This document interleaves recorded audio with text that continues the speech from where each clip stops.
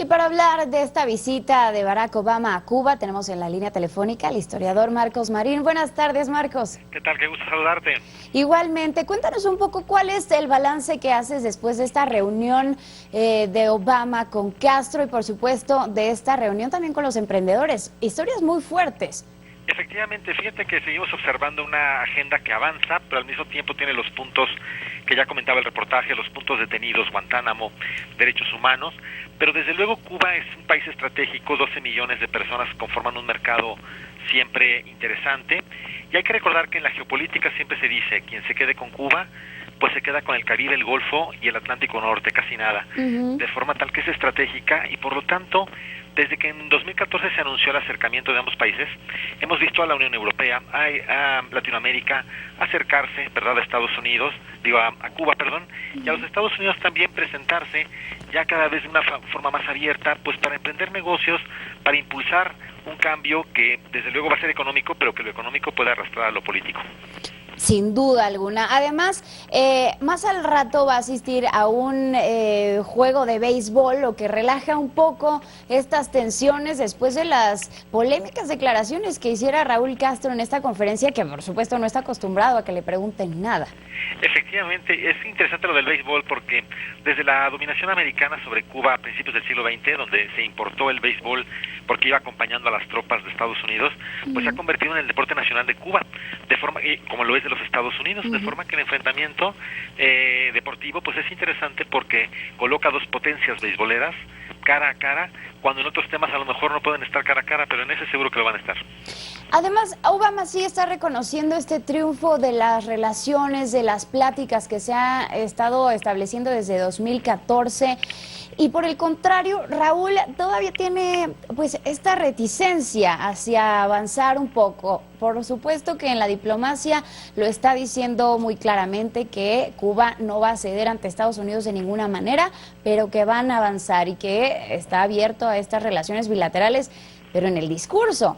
Ya en esta conferencia de prensa le vimos mucho más a la defensiva con la prensa. Es correcto, inclusive se observa que mientras se buscan salidas, mientras el acercamiento es tal que Obama está en La Habana, no se logra llegar a puntos de acuerdo, porque a derechos humanos o Guantánamo también hay que sumar temas como los términos de las inversiones estadounidenses.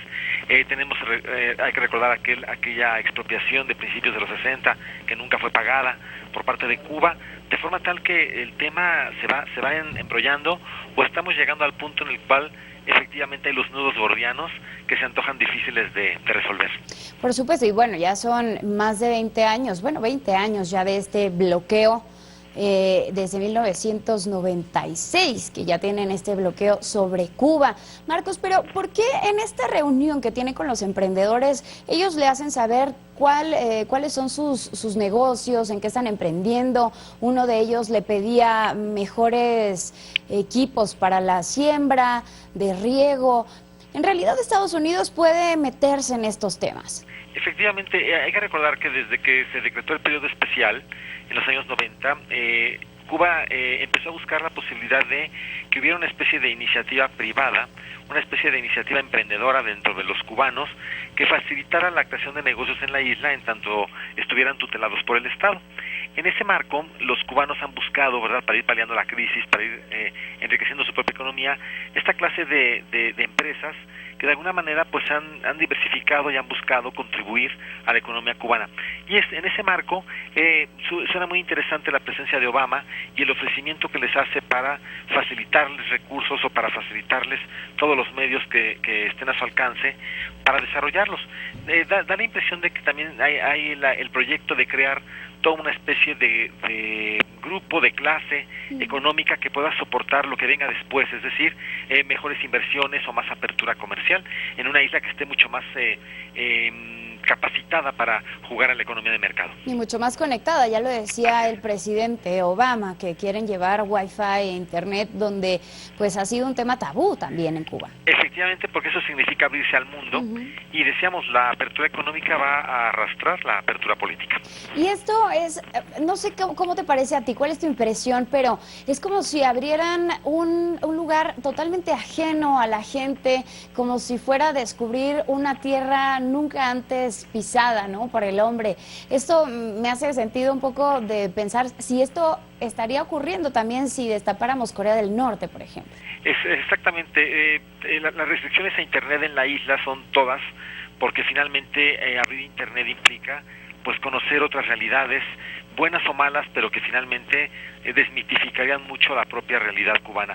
Yo creo que el cubano en general intuye que hay otras realidades, las conoce posiblemente, pero a través de Internet, así fuera de manera virtual, las corroboraría.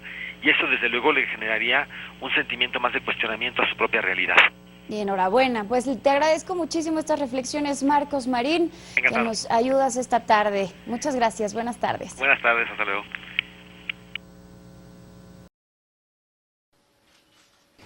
Te invitamos a seguir cuestionando la información con los siguientes videos.